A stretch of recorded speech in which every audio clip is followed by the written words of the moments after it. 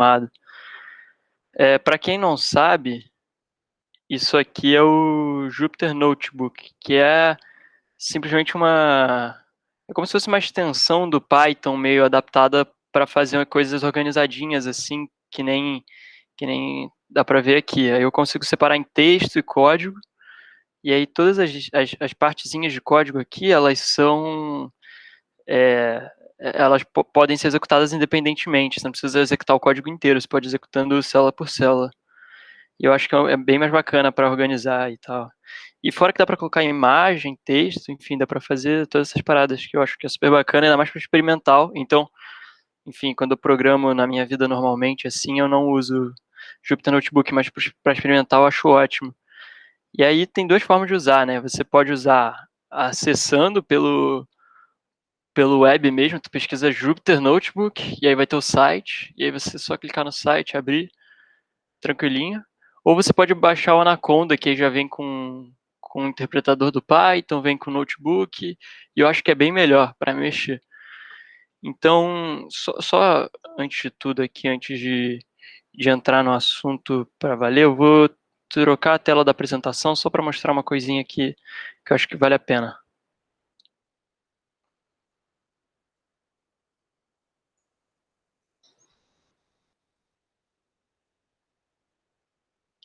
Aqui, agora eu estou compartilhando a página do Jupyter Notebook, que é a página onde você mexe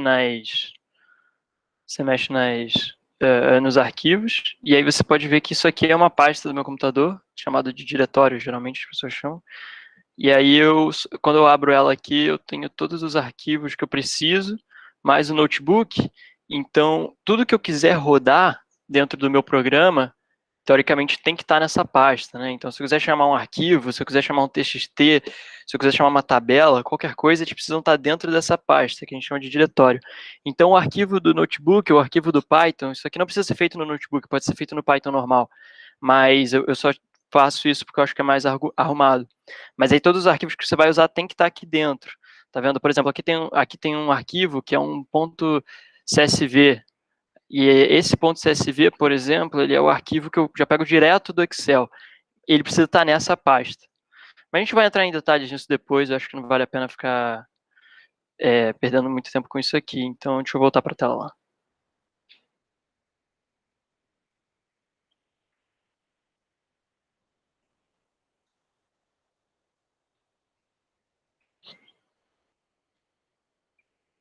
Tá, então, cadê? Já foi?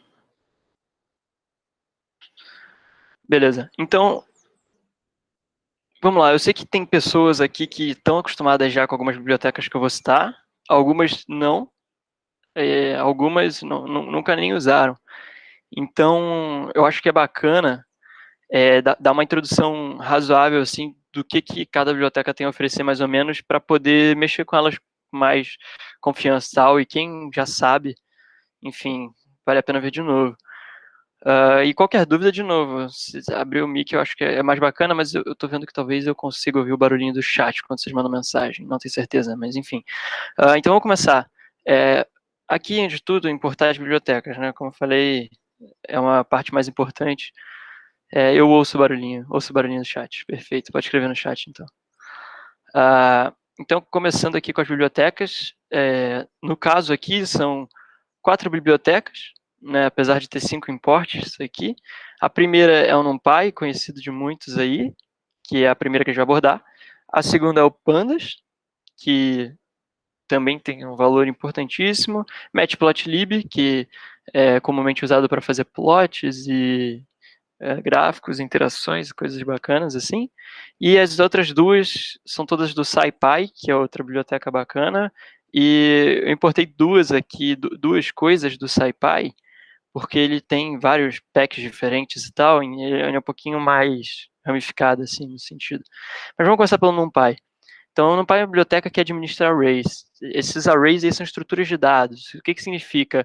Que é só uma maneira de você arranjar, por exemplo, um conjunto de números ou um conjunto de letras, strings no caso, né?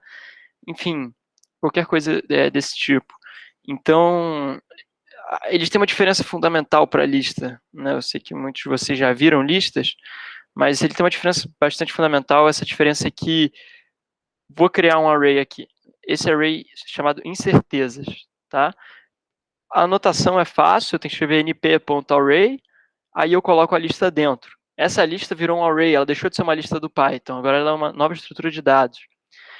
Mas a parte interessante é porque, diferentemente das listas, se eu multiplicar por 2, aqui vocês veem incerteza igual a incertezas vezes 2. Se eu multiplicar por 2, eu multiplico cada elemento por 2. Né? Numa lista normal de Python, se você multiplicá-la por 2, você vai pegar a lista e jogar 2 vezes ela. Né? Então, se você tem uma lista 1, 2, 3, 4, você faz vezes 2, vai ter 1, 2, 3, 4, e vai repetir 1, 2, 3, 4 depois. Não vai multiplicar elemento por elemento. Então, a ideia é que o NumPy ele vai trazer essa estrutura de dados array, que vai ser uma coisa mais parecida com vetores e vetores de N coordenadas. Então, é um pouco mais ou menos essa ideia. Ele é bacana porque se você quer pegar um conjunto de dados, por exemplo, um conjunto de dados do eixo X ali que você achou, de uma altura, enfim, coisas básicas experimental, você pode só trabalhar com esse array de várias formas. Então, tipo, sei lá, você já sabe que ele está na unidade errada, sabe? 0,1 centímetro, você quer passar para outra unidade. É só você multiplicar o array, que vai multiplicar todos os elementos dele por esse número. Então, isso é bacana. Caso você também queira subtrair um número, por exemplo, no próprio experimento 1, que a gente vai fazer agora em Física 4, tem a altura lá medida em centímetros, e aí o zero da altura não é bem o zero. Então, o ideal seria você diminuir uma altura. Com array você pode fazer isso. Eu poderia escrever aqui, por exemplo, menos 1, e aí se eu botar para rodar, lógico, eu não importei, né? É uma besta mesmo. Tá, vou importar aqui. Beleza? Então, se eu colocar menos 1, ele vai fazer vezes 2 e vai tirar 1 de cada elemento. Então, ele realmente se comporta de maneira bacana, que nem a gente, por exemplo, trabalharia no Google Sheets ou qualquer coisa assim do tipo. Então, ele é a estrutura de dado ótima para você guardar os dados coletados no experimental. Eu vou abordar um pouco mais para frente, depois, como a gente trazer esses dados, por exemplo, numa tabela para cá, mas, em suma, a estrutura de dados que você vai usar para organizar todos esses dados que a gente coletou é um array. E a gente tem coisas interessantes que a gente pode fazer. Por exemplo, a gente pode fazer o famoso slicing, que significa apenas pegar um array, que nem essas incertezas aqui, e pegar só um pedaço dele. Eu posso pegar só um pedaço dele. Tá aqui, ó, eu posso pegar só um pedaço dele. Então, eu vou pegar incertezas. Eu vou pegar só até o elemento 4. Né? O elemento 4, como o Python é um intervalo fechado, ele não pega o último valor. Então, aqui, essa notação significa que eu estou pegando... quando eu coloco esses 2 pontos, eu estou pegando todos os valores anteriores ao elemento 4, mas como o Python é um intervalo fechado, intervalo aberto, desculpa, a gente não vai pegar o elemento 3. Então aqui é 0, 1, 2, 3. Desculpa, a gente não vai pegar o elemento 4. Então é 0, 1, 2, 3, a gente não pega o elemento 4. Né? Se eu quisesse colocar aqui 2, 4, eu pego só esses 2 elementos, que são quais? Que são esses dois aqui, o elemento 0, 1, 2 e o elemento 3. Se eu tirar esse 2 aqui, eu pego toda a frente dele. Isso é chamado de slicing, e ele é só uma cópia. Na verdade, ele não é uma cópia, né? É como se estivesse pegando só um pedacinho dele. Você também pode usar cossenos no NumPy, então você pode fazer np.cosseno, e aí você multiplica todos os valores do array por um cosseno, seno, exponencial, enfim, tem todas as operações que a gente realmente acha interessante, tem no NumPy. Vale a pena dizer que quando você faz esse corte, né, então, por exemplo, você tem uma curva, só quer analisar os 10 primeiros pontos dessa curva. Então, vamos supor que você tem 20 dados. Se você quer analisar só os 10 primeiros, só como é que o ajuste funciona nos 10 primeiros, essa é uma ferramenta boa, porque você consegue pegar todos os seus dados, seus 20 dados, e fala assim, eu quero só os 10 primeiros. E aí você coloca aqui, 10, pronto, você pega os 10 primeiros. Você pode falar assim, não, eu só quero do elemento 5 ao elemento 10, você coloca o 5 aqui. O 5 aqui. Lembrando que esse 10 é sempre aberto, então ele não conta o 10, ele vai até 9 só. Mas aí dá para testar, tudo que está aqui nesse notebook eu vou deixar lá para vocês mexerem e tal, está tudo explicadinho, alguns detalhes importantes que precisa ter e tal. Mas agora a ideia é usar o NumPy para criar um gráfico, para fazer logo uma coisa já imediata e já mexer com outra biblioteca. Então aqui eu vou usar uma função do Python, do NumPy chamado linspace. O que ele faz basicamente é só criar elementos do 0 até o 100. Então eu vou colocar 0 no primeiro argumento, 100 no segundo, e no terceiro argumento é a quantidade de divisões que eu vou fazer de 0 até 100. Então no caso eu botei 10. Então se eu printar esse x, ele vai ter 10 elementos. Então ele vai dividir esse intervalo em 10 partes. Então a gente dá para colocar 100 aqui também, mas e a gente vai criar uma porrada de dados. Mas vamos só trabalhar com 10 para não ficar muito ponto. Ok, então vamos para uma parte importante aqui, o modelo, né?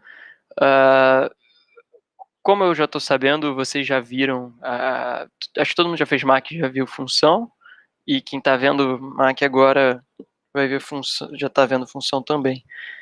E enfim, não vou explicar muita estrutura, mas, enfim, você define a sua função, você coloca os argumentos que ela vai receber. No caso, esse é uma reta, né? Então, você consegue ver que ela recebe x, ela recebe a e b, e ela retorna os valores calculados na reta, né? Então, vamos criar agora esses valores de y, baseados nos valores de x. Por que o NumPy ele é fundamental nessa hora? Porque o NumPy, ela é uma estrutura de dados, como eu falei, que você pode multiplicar por um valor e somar por um valor. Então, quando eu criei esse x aqui... Opa! Quando eu criei esse x aqui, vocês percebem que esses valores eles estão como array aqui. Quando eu multiplicar por A, ele vai multiplicar todos os valores por A, e quando eu somar B, ele vai multiplicar todos os valores de B. Vai somar todos os elementos pelos valores de B. Então aqui a gente vai ter o y com o x, que é o x que a gente criou aqui em cima. Eu vou falar que o b é 0,5 e o 1 é 1. Eu só estou criando valores de y, tá?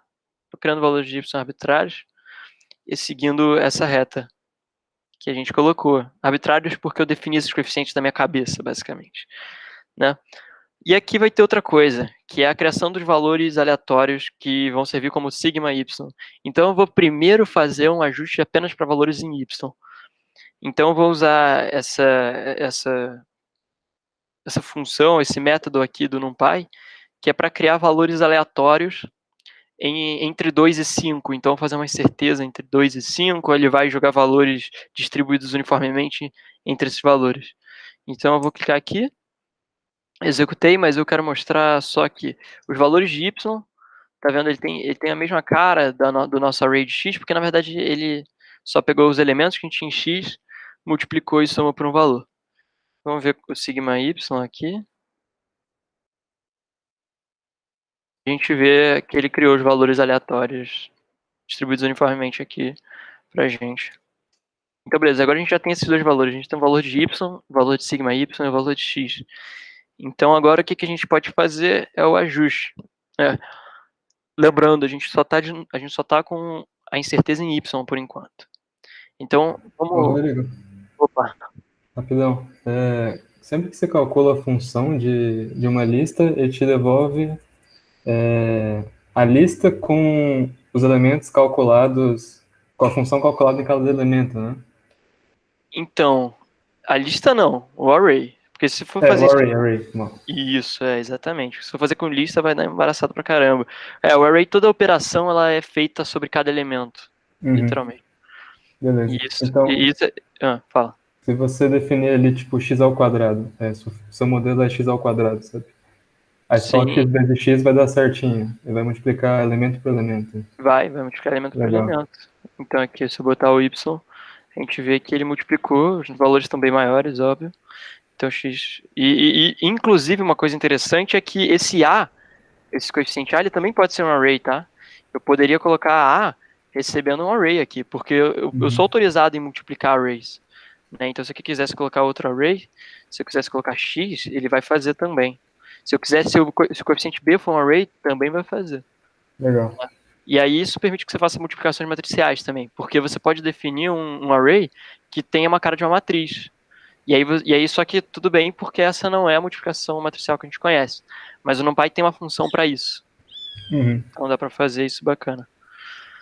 Então, beleza, uma vez já dotados dos valores de y, x e sigma y, a gente vai partir para o ajuste. Então vamos falar um pouco do SciPy. Essa é uma biblioteca que ela tem muita ferramenta numérica para resolver mil coisas. Tem, como eu botei ali uns exemplos, ela faz transformada de Fourier, faz série de Fourier, ela calcula equações diferenciais de diversos métodos, ordinárias, parciais. Ela faz basicamente o que matemática faz.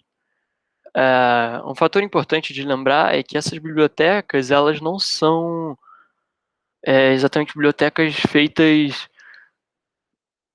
por comunidades aleatórias, assim, elas são trabalhos mesmo, elas são um grupo de pessoas, geralmente pessoas que estão fazendo mestrado ou doutorado, e essas pessoas elas desenvolvem esses softwares. No caso, ele é uma biblioteca, mas muitas delas são criadas para serem softwares. Por exemplo, tem uma porrada de software que usa NumPy, entende? Então elas foram criadas mais ou menos como software, mas elas são usadas como bibliotecas no Python. E são teses absurdas de pessoas e grupos, muitos grupos de diversas universidades. Então todos esses algoritmos, eles são bem confiáveis. Se vocês pesquisarem qualquer stack da vida, tipo Stack Overflow, qualquer coisa, você vai ver que os moderadores estão meio lá respondendo perguntas sempre. E se você pesquisar quem são as pessoas, são sempre uns caras PhD de umas universidades doidonas, assim. Então, todas as funções que a gente usa, todas as estruturas de dados, tudo isso é a coisa mais otimizada que tem na área, sabe? É, pelo menos em Python, não existe nenhuma biblioteca que supere nenhuma das que eu vou apresentar aqui. Elas são todas as top tier das operações que a gente vai fazer. Tá? Então, por exemplo, se você quiser falar assim, mas eu vou calcular soluções de equações diferenciais, sistemas lineares usando NumPy ou SciPy. Você vai usar isso, cara, você vai ter certeza que é um dos melhores métodos que você vai ver. Então, não tem que se preocupar muito com isso. Beleza, visto que a gente já tem essas ferramentas poderosas, a gente vai usar uma ferramenta do SciPy, que é o Curve Fit. E ele basicamente vai ajustar usando o método dos mínimos quadrados, funções lineares e não lineares, da mesma forma que o Webhook faz, no caso em que a gente só tenha incerteza em y. Porque existem duas formas de você categorizar o método dos mínimos quadrados. Se você entrar na página do Wikipedia, eles explicam bastante bem isso. Eu não quero me aprofundar, mas você tem os mínimos quadrados ordinários e o mínimo quadrado total, né? O ordinário é que você só tem certeza em y, que é o caso que a gente está tratando, e tem o total, que é o caso que a gente vai tratar mais tarde, e aí o total já é o que o Webhook faz quando tem duas variáveis. Bem, então, vamos aqui para o código desse ajuste. Então, vamos lá. X0 é a primeira variável que eu vou definir. Ela não precisa ser um array, ela pode ser uma lista, mas pode ser um array também, tanto faz. Pouco importa para o SciPy, nesse caso, porque ele vai transformar num array dentro dos panos, ali por debaixo e tal. Mas o ponto é que a gente precisa definir um chute inicial para alguns certos casos, né? No caso, por exemplo, não linear, a gente sabe que é bacana. No caso linear, que é o que a gente está tratando, porque a gente já sabe que o nosso modelo é linear aqui em cima, você nem precisaria chutar nenhum valor. Mas eu sempre coloco, enfim, como a gente já aprendeu experimental, é sempre bom pensar em um valor. Então aqui tem um código que eu chamei de fit e que ele vai fazer o curve fit. Então a gente coloca ponto curve fit. Essa f é a nossa função, é o primeiro argumento. Então o primeiro argumento ele recebe uma função, que é essa def que a gente definiu aqui, essa def-f. Recebe o próximo argumento é o x, o próximo argumento é o y. Aqui a condição inicial, o chute inicial. Aqui, como quarto, o sigma y. E aqui dizendo se é um sigma absoluto, que a gente já conversou um pouco em lab. Você pode botar true, false. Na verdade, ele recebe uma porrada de argumento, essa função. E eu coloquei a referência para tudo aqui. É só clicar, você vai abrir a página, ele vai te dizer o que cada coisa é qual. Mas para os nossos propósitos, só basta isso. A gente não precisa de mais exatamente. Então, vamos rodar isso aqui. Beleza, ele deu. ele deu no formato de 2 arrays. Vamos ver, tem a primeira linha aqui e tem esse array de baixo, tá? O que é esse primeiro array? Esse primeiro array são 2 valores. Por que 2 valores? Porque são os coeficientes. Isso é aquela tabelinha que o Webhook mostra pra gente, bonitinha. Né? Então, aqui esse primeiro valor 0.5, ele é referente ao nosso coeficiente b, porque vai ser nessa ordem aqui. Então, 0.5 é o chute dele para o coeficiente b, o chute não, né? A conclusão dele para o coeficiente b, para o coeficiente a conclusão é 1. Tá? Isso faz sentido pra caralho. Por quê? Porque eu coloquei 0.5 como b e 1 como a. Então ele realmente está falando assim, opa, tá, caiu num mínimo aqui, provavelmente os valores são esses. E aí ele vai dar uma matriz embaixo ali. Né? Você pode ver que isso aqui é uma lista de lista, mas é um array, e a gente chama isso comumente de matriz. Né? Então a gente vai ter aqui a primeira linha, e aqui embaixo a segunda linha. Essa matriz é a mesma matriz que aparece no Webhook, a matriz de covariância. E para extrair informações da matriz de covariância é uma coisa que eu não lembro deles terem ensinado, mas é muito fácil. As diagonais são, respectivamente, o sigma ao quadrado dos coeficientes. Então, esse primeiro sigma aqui, esse primeiro valor, é o sigma de b ao quadrado, e esse valor de baixo é o sigma de a ao quadrado. Então, se a gente pegar esses valores e tirar a raiz deles, para esse primeiro elemento, a gente vai ter a incerteza do nosso b, ou seja, a incerteza de 0.5. Se a gente tirar a raiz quadrada desse valor, a gente vai ter incerteza do 1, que é o nosso coeficiente a. Lembrando que sempre a ordem que ele vai mostrar do nosso ajuste vai ser sempre a ordem que você definir os coeficientes aqui em cima. Tá? Como eu falei, eu vou disponibilizar isso, você faz passo a passo. É bom refazer tudo que eu fiz aqui para você aprender. Mas fazendo passo a passo não tem confusão, tá tudo explicado, não tem muito erro. Então a gente vai obter, uma vez que a gente já obteve os valores, uma vez que a gente já tem eles, a gente pode calcular o Q quadrado. O Q quadrado, provavelmente existe uma função, eu nunca fui atrás, porque não importa muito, ele não é difícil de calcular. Então eu fiz o códigozinho aqui rapidinho, fiz aqui Q quadrado é a soma disso tudo aqui que está aqui dentro, que é exatamente a forma que está aqui em cima. Tranquilinho. Agora vamos para uma coisa importante que eu já estava falando. O fit, esse fit aqui, né, que foi a variável que a gente definiu para o nosso curve fit, ele devolve 2 arrays. Né? O primeiro array, que é o chute dos coeficientes, que é a solução dos coeficientes que ele acha, e o outro array, que é a matriz de covariância. O que a gente pode fazer? A gente pode pegar, usando essa notação, que é a mesma notação de lista, para quem viu em Mac. A gente pega aqui fit 0, ou seja, a gente está pegando o primeiro array, e a gente está pegando o elemento 1 do primeiro array. Como a gente sabe, primeiro array aqui é o 0, e a gente está pegando o elemento 1, que é esse elemento aqui. Então a gente chama o A, a primeira linha aqui, primeiro array, esse elemento 1 aqui. Beleza? O B, ele vai ser essa primeira linha, e o elemento 0. E aqui a gente pode usar uma função do Python que eu acho bacana para fazer, que é para pegar o desvio padrão as incertezas desses coeficientes que a gente achou. Basta escrever np.diag, que é a diagonal. Então ele vai pegar esses elementos da diagonal do nosso fit, e aí aqui está escrito fit 1. Por que 1? Porque 1 é o nosso segundo array. Né? Esse aqui é o array 0, ou enfim, pode chamar de lista, não é uma lista, mas enfim. E aqui é o nosso 1. Então, quando a gente pega esse diag, a gente está pegando esses dois elementos aqui da diagonal. Agora a gente pode fazer o np.sqrt, que é a raiz quadrada deles.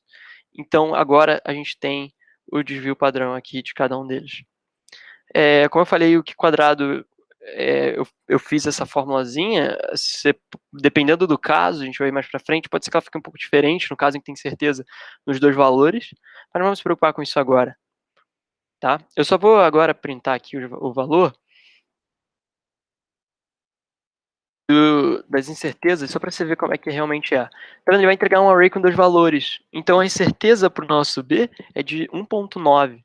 quase 2. E a incerteza para o nosso A é de 0,03. Tá? A gente pode colocar aqui, printar o nosso A, ele realmente pega o nosso A, o nosso B, ele pega o nosso B, e tem o Q quadrado, que a gente já calculou aí. Então agora eu acho que é uma parte bacana para introduzir a outra biblioteca, que é o Pandas. Ela tem milhões de implicações diferentes em diversas áreas, ela é tipo muito importante pra cacete, mas para nosso propósito aqui, ela só vai servir pra gente fazer uma tabela bonitinha dos parâmetros. Então, olha só que bonitinha, a tabela bonitinha com os parâmetros. E basicamente isso, a gente define aqui data frame, que é o nome dessa estrutura de dados, porque uma das coisas mais famosas do Panda é você organizar coisas em data frames, que é uma estrutura de dados bidimensional. Então você pode colocar índices, cada índice aqui no caso tem 2 índices, né? Valor, incerteza, que nem uma planilha do Excel. E cada coluna com um nome. Você pode definir de várias formas diferentes, muitos jeitos diferentes. Mas aqui você tem uma sintaxe para criar. Mas eu não sei se vale a pena eu ficar comentando em cima dessa sintaxe, é meio simples, assim, não tem muito mistério. Então eu vou comentar bem por alto. Aqui a gente coloca, primeiro, criando as colunas, então a gente coloca aqui o parâmetro A gente bota 2 pontos, por quê? Porque esse aqui é o nome da coluna, e esse aqui são os elementos que vão ter na coluna, depois dos 2 pontos. Os elementos que vão ter na coluna são 2. Esse A e esse stdevs1, que é a incerteza do A, como a gente já calculou aqui em cima. Né? Por que é stdevs1? Vou repetir isso aqui. stdevs, ele dá 2 elementos, né? Ele dá duas incertezas, né? Justamente porque o np.diagonal ele pega esses 2 elementos do nosso fit, né? Nosso ajuste. Eu coloco como linguagem de lista aqui, então eu coloco esses parênteses aqui para simbolizar a lista. Você pode fazer de novo para o B, você define o nome dos índices e você tem essa tabelinha bonitinha. E é basicamente isso que a gente vai usar o Pandas nesse momento. Mais tarde a gente se preocupa um pouco mais com isso.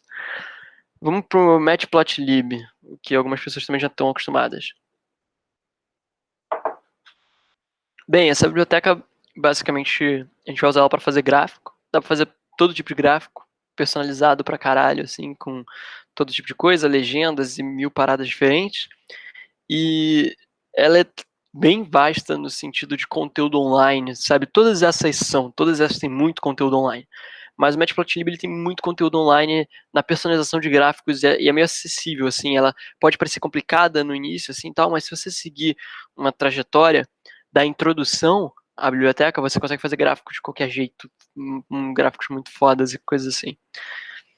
Então eu coloquei a referência, esse link vai ensinar como fazer o básico para criar qualquer gráfico, mas aqui eu coloquei o básico para criar o gráfico normal do que a gente tem.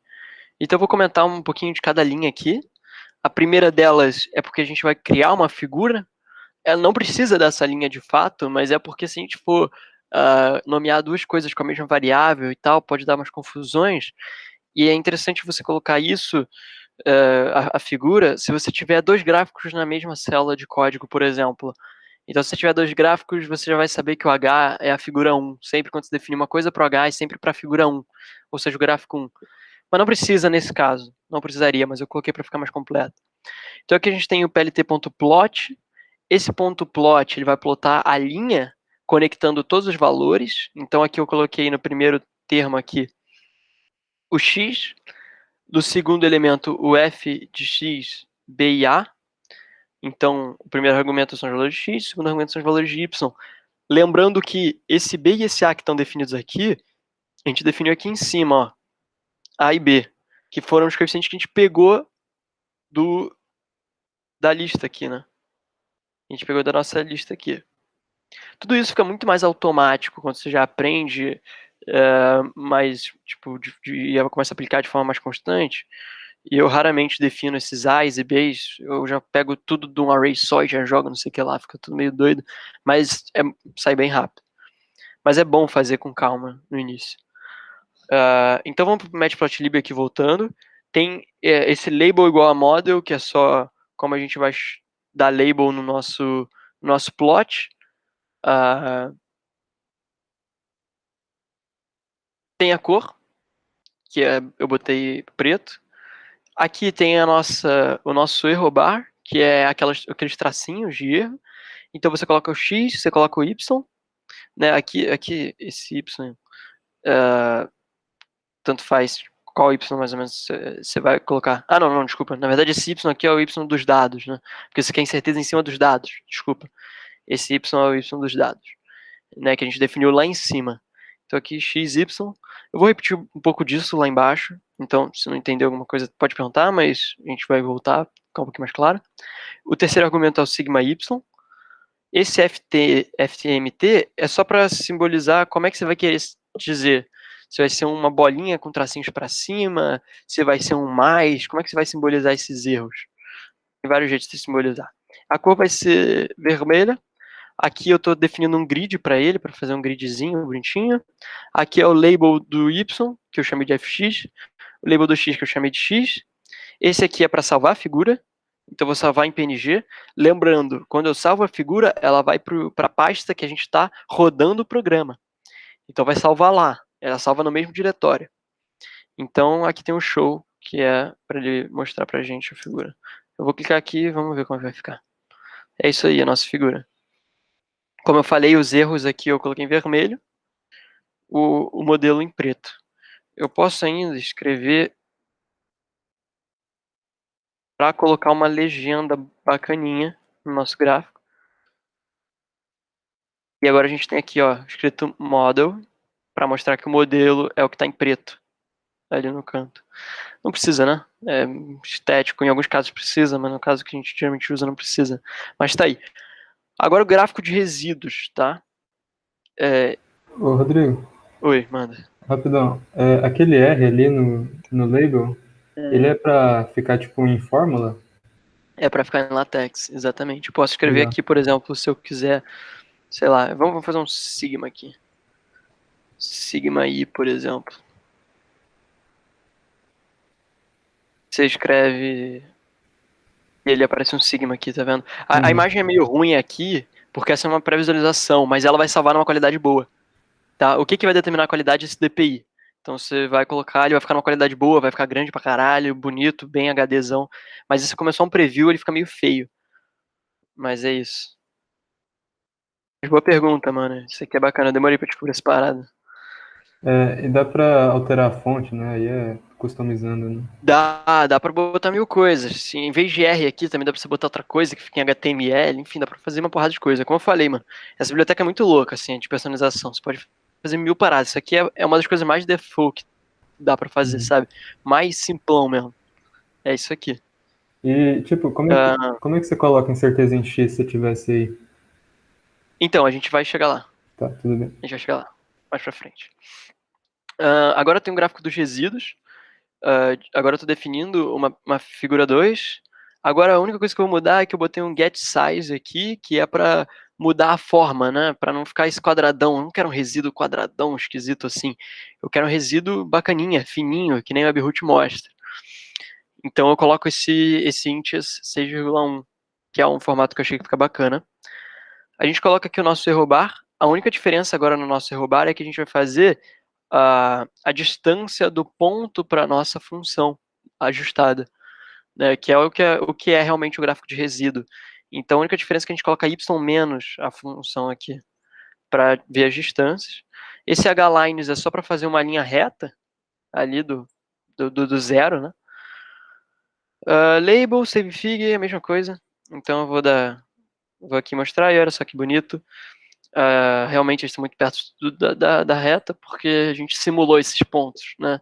Eles não são pontos coletados, meio, enfim, com vários fatores que influenciam, então fica na cara que eles são mais bonitos. Mais uma vez, isso aqui vai estar salvo na pasta, com essa função savefig. Você coloca o nome do arquivo aqui, vai ser em formato PNG, pode ser em JPEG, se você mudar aqui e aqui. E dá para ser da label também, normal. Então, essa acaba a parte de introdução das bibliotecas. Tá, então eu coloco umas dicas adicionais. Tem um vídeo bacana, bem mais longo do que o que eu comentei sobre o Curve Fit agora. Ele vai até um pouco na teoria, o que é interessante, que é esse link aqui que eu botei. Vocês vão poder acessar quando eu disponibilizar esse notebook. Tem a página com códigos e noções básicas sobre o Curve Fit, que é bacana também, bem legal. Mostra basicamente as coisas que eu já mostrei aí, mas tem outras visualizações, eu acho que vale a pena. E a outra coisa é que eu faço em geral, eu vou importar os dados com eu vou escrever os dados na tabela do Google Sheets e vou importar para o programa, coisa que eu não ensinei ainda. Então, o que eu quero trazer? Colocando na prática, que eu vou fazer mais ou menos o passo a passo de como eu vou importar os dados e fazer o ajuste daqueles dados já mais geral, com É, dois incertezas e tal. Manda aí, Arthur. tá. Achei que você não estava ouvindo. No caso ali em cima, quando você estava botando o gráfico, o ajuste e os resíduos, tem uma maneira prática de se indexar os dois um em cima do outro, né? Porque, tipo, Tem. o WebRoot, ele coloca o ajuste e depois embaixo os resíduos, né? Aí, como Isso. é que você faz quando você faz experimental? Você plota primeiro um, o outro, depois você indexa em outro lugar, ou você já joga os subplots? Então, dá para fazer que nem o WebRoot bonitinho. É um pouquinho mais complicado, mas eu tenho esse código, eu posso passar. Eu não coloquei ele aqui, porque quando eu faço um experimental, eu não gosto de botar o resíduo junto com o gráfico. Em geral, eu faço os dois separados, porque às vezes eu gosto de comentar o resíduo e às vezes eu gosto de comentar o gráfico separadamente. Ah, tá. Mas se eu quiser colar um no outro, dá para fazer isso no LaTeX também. Mas eu vou passar o código, com certeza. Bem lembrado, eu atualizo esse notebook com o código já. Eu já vou colocar isso hoje. Não é muito complicado, não. Mas é só porque ele exige você fazer umas coisas meio geométricas dentro do Matplotlib e tal. E aí, Você se define fosse entrar nisso, vai ficar complicado. você define uns axes aí, faz Isso. É, é meio nessa vibe. tranquilo. Entendi. Mas boa, boa, vou passar isso aí, isso é bacana. Bem, então essa é a parte inicial. Como eu comentei, eu vou fazer um passo a passo, na prática mesmo de tudo. Mas eu queria saber se sobrou alguma outra dúvida aí sobre as bibliotecas que a gente já comentou e tal. Ou do próprio código.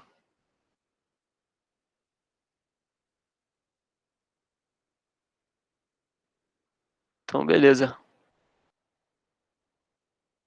Então, bora pro colocando na prática aqui.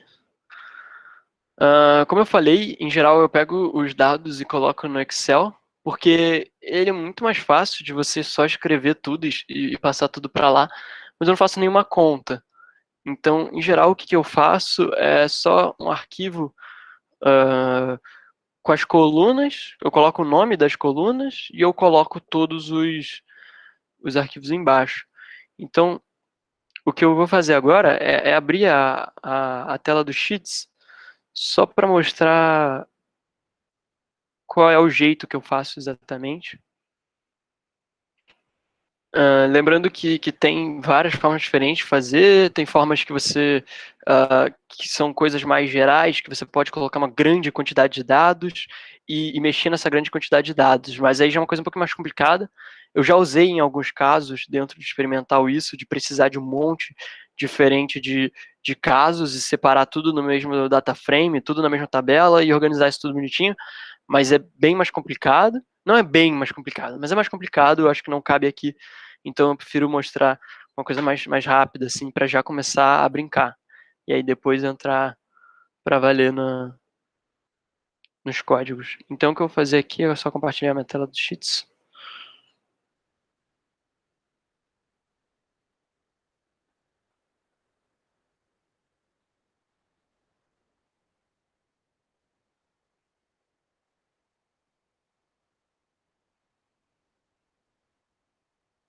Tá.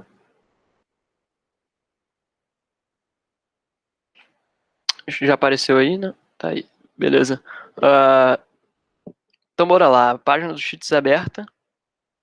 Uma página normal, como eu acho que todo mundo aí já faz e fez o tempo todo. Eu coloco só os nomes aqui, coloco exclusivamente aqui no canto, não boto nada pro lado, não tem nada embaixo, não tem nada no canto, porque desse jeito eu posso só vir aqui, download e baixar como CSV. E aí aqui vai estar escrito Comma Separated Values. O meu Sheets é em inglês.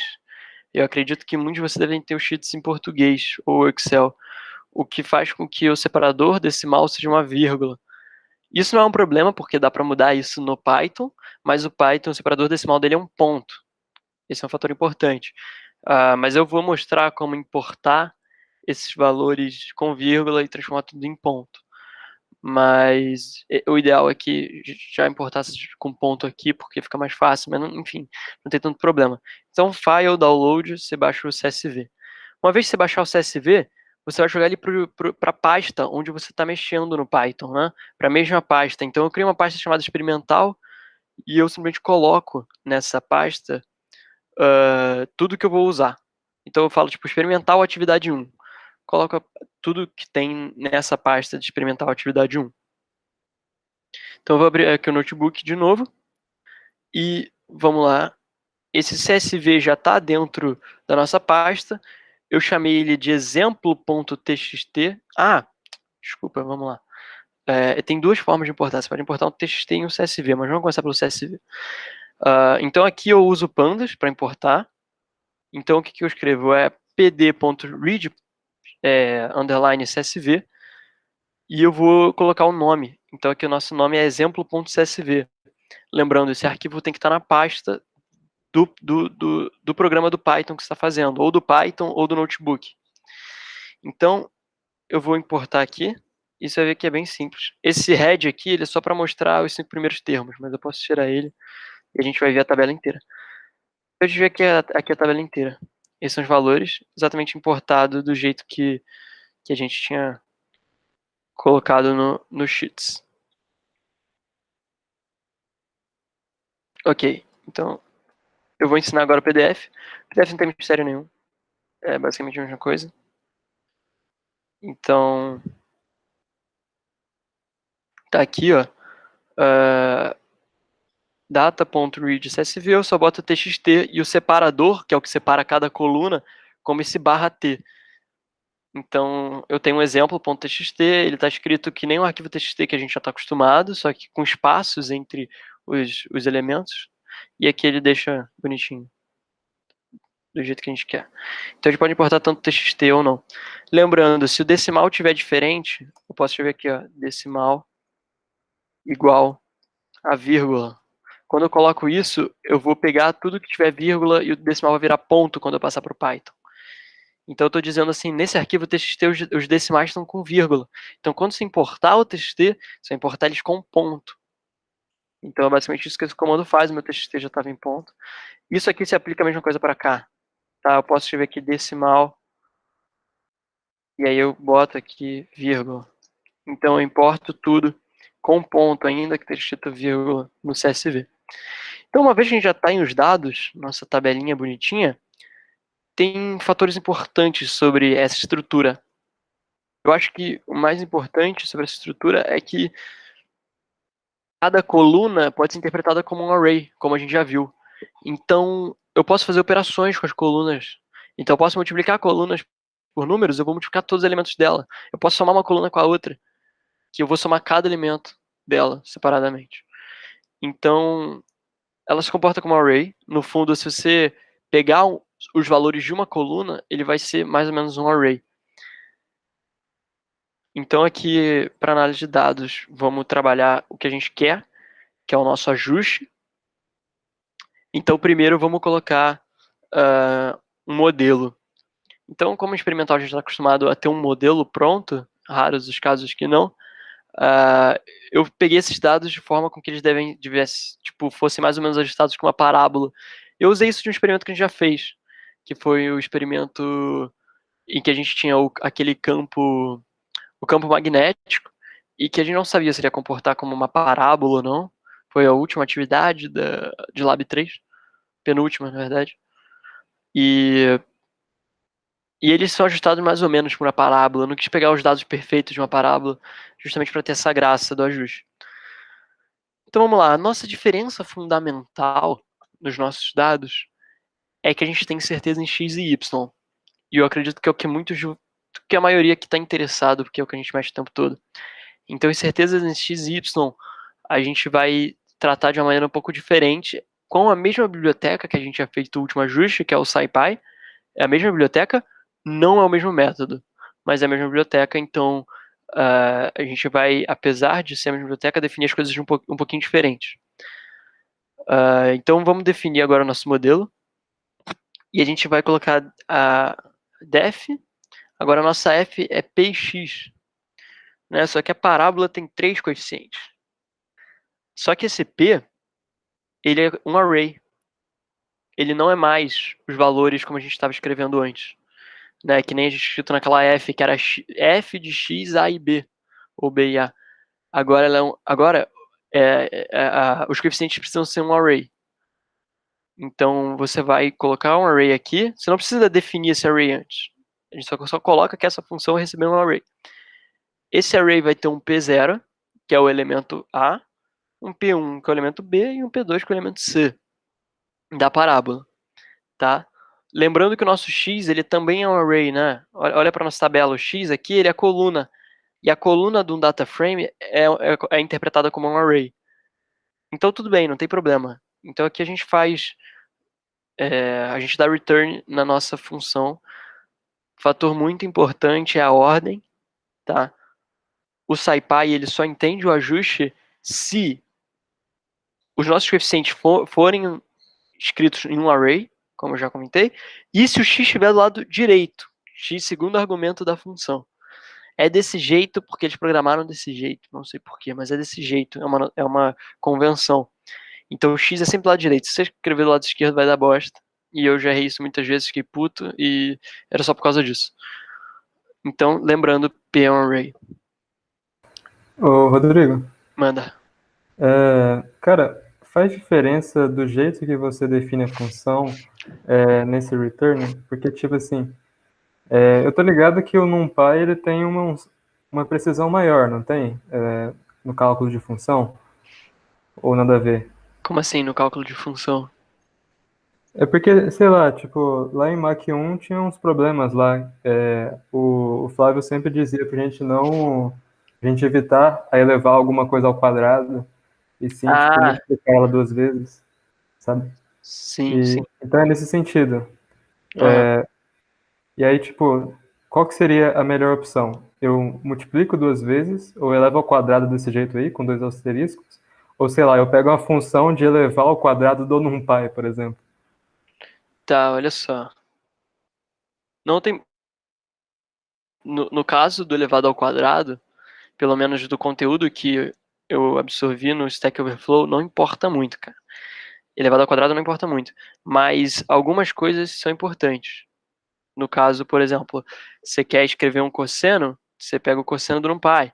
Exponencial, usa o exponencial do NumPy. Mas elevado ao quadrado não é tanto problema.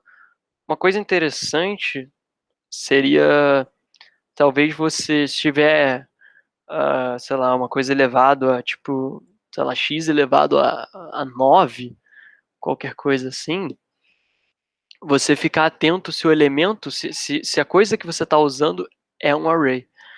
Porque existe uma diferença entre você levar um array ao quadrado ou levar um número normal ao quadrado. Porque o array você consegue definir a precisão dele da forma que você quiser. Então você pode botar em dupla precisão, tem mais precisões, tem tripla precisão, quádrupla precisão, e as precisões são as casas decimais que você vai aumentar. Então você consegue colocar. Então dá para botar single, que é um caso horrível, ele só tem 8 algarismos significativos. Então acho que não importa muito, no fundo, só se você for usar um cosseno, um arco tangente, qualquer tipo de coisa, aí você usa um pi, é bonitinho. Mas se o que você está elevando ao quadrado é um array, não tem muita treta não. Você não precisa se preocupar com isso. Sacou? Beleza, então. Valeu. Uh, então, uma vez definido o modelo, a gente pode puxar para os valores. X, Y, sigma X e sigma Y. É bem intuitivo nesse caso aqui. A gente tem que o nosso data frame ele é dessa cara, e nada mais justo, lembrando que o nosso data frame a gente definiu como data. Então a variável que a gente declarou, o data frame, chama data. Então nada mais justo do que a gente escrever data, abre parênteses como se fosse uma lista, e aí a gente pega o nome da coluna. Fazendo isso, a gente está pegando os elementos dessa coluna. Então aqui eu vou printar os elementos de x. Tá vendo que ele dá de uma forma que não é um array exatamente. E não dá como se fosse um array exatamente. Mas isso é interpretado como um array pelas bibliotecas. Então não precisa se preocupar com isso. Isso é interpretado como um array. Mas isso não é um array exatamente, mas as operações por trás dele são iguais às de um array. Só o nome que é diferente porque ele é indexado. Só isso. Você vê aqui, Matheus, que eu falei, dtype, tá vendo? Float 64. Essa é a precisão que ele está usando. Precisão de 64 bits. Arrays normalmente tem precisão de 64 bits. Você pode definir diferente, mas em geral eles têm. Então ele já está dizendo pra gente, olha, a precisão dele é de 64 bits. É double precision, é uma precisão ótima para tudo que a gente vai fazer praticamente. Então ele já mostra aqui. A gente pode fazer para qualquer outro termo, então a gente pega aqui o nome da coluna, a gente pega y, centímetro, fácil, data, abre aqui e importa o y. Escreve o nome da coluna. Isso importa todos esses valores e associa a variável y. Então agora a variável y tem todos os valores daquela coluna. E aí a gente consegue definir tudo bonitinho desse jeito. A gente já tem sigma x, sigma y, xy. E, enfim, como eu falei, é bem intuitivo. Você só coloca o nome da coluna, você já pega todos os dados dela. Fica bem fácil. Lembrando que só está aparecendo esses valores, porque quando você escreve esse ponto head, ele só mostra os primeiros elementos. Se eu botar x aqui, ele vai mostrar todos. Mas eu coloco esse ponto head só para você ver. Aí, tipo assim, esse X centímetros, sabe? Essas coisas aí, você não mostrou pra gente. Mas ela tá lá naquele arquivo, .csv, não é? Isso, ele estava na tabela, né? É o nome das colunas da tabela. Aham. Então você, tipo, você sempre coloca, tipo, o nome das colunas e aí depois coloca os dados e ele entende tudo. É. Beleza. É bacana, porque quando você baixa direto do Sheets, esse é um dos motivos pelo qual eu faço isso, com as colunas nomeadas e passa para o Python, cara, ele entende direto. As coisas foram feitas para se encaixar, sabe? A biblioteca Pandas foi feita para entender tabelas do Excel facilmente, sacou? Portanto, que tem como você importar uma tabela do Excel literalmente, tipo arquivo .excel lá, .xslx, que é .excel. Você consegue importá-la literalmente, você consegue importar com as funções que já estão definidas nela, cara. Então tinha uma parada bem sofiscada. É muito doido. Mas no caso do CSV é o arquivo mais cru que tem, mas ele é simples, ele é ótimo e ele importa exatamente como está no Excel, que é o que a gente quer. E ele é ridículo de operar. E eu acho até mais fácil do que operar no Excel. Porque aqui eu consigo definir uma coluna inteira do Excel, ou do Sheets, numa variável. Então eu tenho uma variável que representa todos os valores da coluna. Então eu posso brincar com essa coluna do jeito que eu quiser. Eu posso multiplicar uma coluna pela outra, somar, diminuir, coisa que é chato de fazer no Excel. E aqui é muito fácil. Aqui é só escrever, por exemplo, x menos y. Aqui. Sacou? Então eu faço todos os valores e eu subtrair, cara. Uma coluna da outra, muito fácil. Eu posso criar outra coluna. Posso criar aqui z igual a isso. Agora, se eu printar z, eu tenho esses valores. Eu posso jogar esse z aqui dentro da nossa tabela, se eu quiser. E aí tem uns comandos dentro da biblioteca que não são difíceis. Se você pesquisar, você acha muito fácil. Não é complicado. Então ele dá uma liberdade incrível para você fazer qualquer coisa com os dados. Puta, quer propagar incerteza? É muito mais fácil. Eu pego os valores de x aqui e eu coloco, tipo, incerteza e faço todas as operações com as colunas do jeito que eu quero. Propago a incerteza para um array que eu vou usar na linha de baixo. Sacou? Não preciso passar para um TXT, não preciso fazer nada. Então acho que é muito mais simples. É bem legal. E esse pá, ele calcula também as derivadas parciais direto aí, né? E aí você só Se só calcula coloca. tipo o que analiticamente ou Não, tipo, pega o seu modelo e aí você quer fazer uma propagação de certeza, sabe? Aí você precisa do derivado de f, sabe? cara, eu te falar que com certeza tem. Mas aí você vai ter que pesquisar, porque em geral eu faço na mão mesmo, a gente nunca tem um modelo complicado, mas deve dar, cara. Se você quiser generalizar, sim. Fica um pouco mais Legal. complicado, mas dá. pensando aqui, nem seria tão difícil mesmo. Porque tem umas bibliotecas que fazem isso bem legal. Você bota polinômios, estão todas as derivadas já em respeito ao que você quer derivar. Ou, sei lá, se for outra função, você bota, ele faz. Não é difícil, não. Só pesquisar. Como eu tô falando, isso aqui é mais o básico. Mas se você quiser expandir, você pode fazer um notebook super completo, foda, que vai servir para qualquer experimental. E aí o legal é, esse não é o notebook que eu uso para os meus dados. Esse aqui é um notebook feito para as pessoas que estão entrando. Porque se eu trazer o meu notebook aqui e mostrar, puta, vai ser confuso, vai ser meio esquisito. É feito porque eu já estou acostumado com aquela porra. Mas aqui é para introduzir mesmo. Aí fica fácil, porque aí você pode usar sempre o mesmo notebook para fazer as análises. E aí você pode salvar ele, tipo assim, você salva um modelo dele. E aí você sempre importa o modelo dele para aplicar nos dados que você quer. Então meio que já tem um passo a passo sempre certo que eu geralmente sigo. E aí não tem muita treta. Bem mais rápido. Se você puder mostrar ele no final, eu acho legal. Beleza, eu mostro a desgraça que é. Mas beleza. Então aqui tem o ajuste. Então, como eu falei anteriormente, a gente tem o mínimos quadrados ordinário, o mínimos quadrados total, né? O total é quando a gente está trabalhando com as incertezas em x e y. Então, mais uma vez, a gente vai usar o SciPy e a gente vai usar um método do SciPy chamado ODR. O ODR, na verdade, ele não é um método, ele é uma classe, mas isso aí, enfim, já é um pouco mais avançado na teoria da computação, da programação. Mas não importa, esses pormenores, whatever. O ODR, ele é o que a gente chama de regressão ortogonal das distâncias, ou orthogonal distance regression.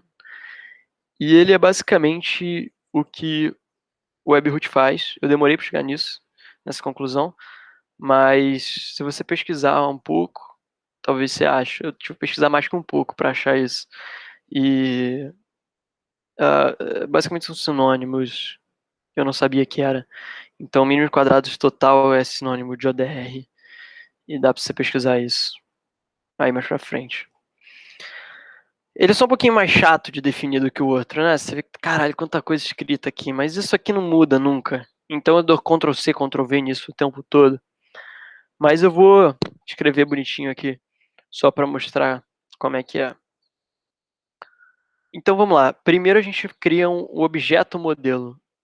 Você pode nomear de qualquer coisa. Eu nomeei de Model Object. Se aí você escreve odr.pack, odrpack.modelf, o que é? A gente está definindo o modelo. Qual é o modelo? É o F, né? Que é nosso F aqui. Lembrando que o F ele tem que estar nessa ordem. O P é um array, então os P's aqui eles se comportam como um array ou como uma lista. E o nosso X aqui do canto direito. Então aqui a gente salva o nosso modelo. Beleza, nosso modelo é o F, como a gente já tinha declarado. Agora a gente tem que declarar o objeto data. Ou seja, a gente quer declarar os nossos dados. De novo, tranquilo. odr.pack, odrpack.realData, x, y, vírgula. sx igual a sigma x, sy igual a sigma y.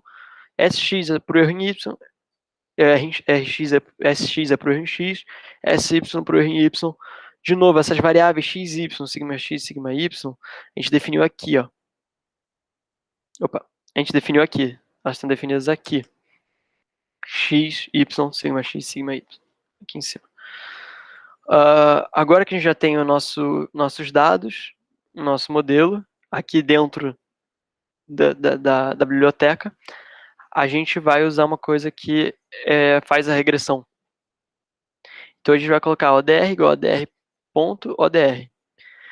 Aqui a gente vai colocar esse data object, que é o que a gente definiu aqui. Aqui o model object, que é isso aqui, que a gente definiu. Então aqui a gente coloca os dados. Aqui no segundo a gente coloca o modelo. E aqui em terceiro a gente coloca os coeficientes, os nossos chutes de coeficientes. No caso eu coloquei chute 1. Por quê? Porque eu botei isso, whatever, arbitrário.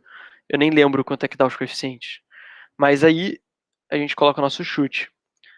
Então, só mais uma vez, a gente define aqui o modelo, aqui os dados, Aqui a gente coloca o dado, aqui a gente coloca o modelo. Isso tudo eu coloquei numa célula só, porque ela justamente vai dar Ctrl+C, Ctrl+V, para você não ter que se preocupar com isso. Entende? Se você nomear as coisas de sigma x, sigma y, x, y e AF, você nunca vai precisar se preocupar com isso. A única coisa que você vai ter que mudar é esse beta 0, os valores de cada coeficiente. Então, aí você vai colocar 1, sei lá, 0.1, ou se for 100, você bota os valores que você acha que são. Então, se dá Ctrl+C, Ctrl+V, se você nomear as coisas desse jeito que eu coloquei ali em cima, é Ctrl+C, Ctrl+V e só isso, e Enter. E mudar o beta 0, que é o chute inicial. Então aqui a gente tem embaixo set job, que é o fit type, e ele está definido como 0. O fit type como 0 é a regressão por ODR, que é o mínimo de quadrados totais. E o fit type igual a 2 é o mínimo de quadrados ordinários, que é o que a gente já tinha visto no curve fit lá em cima. Porra, para fazer o ordinário, eu prefiro fazer o curve fit logo, mais simples. Então eu quase nunca boto fit type 2. Aqui tem os últimos dois comandos, que é o ADR run. Run é só para rodar a regressão. E o print, que é para printar os valores da regressão. Então, vamos rodar a regressão aqui. Lógico que está errado, porque eu mudei a F. Portanto, os valores de novo. Agora ele vai dar os valores bonitinhos para a gente. Vamos lá. Beta são os coeficientes. Por isso que aquele é o beta 0. É o valor que a gente chuta para os coeficientes. O beta standard error é o nosso sigma, a nossa incerteza. Ele já dá calculando a raiz quadrada das diagonais da matriz de covariância para a gente.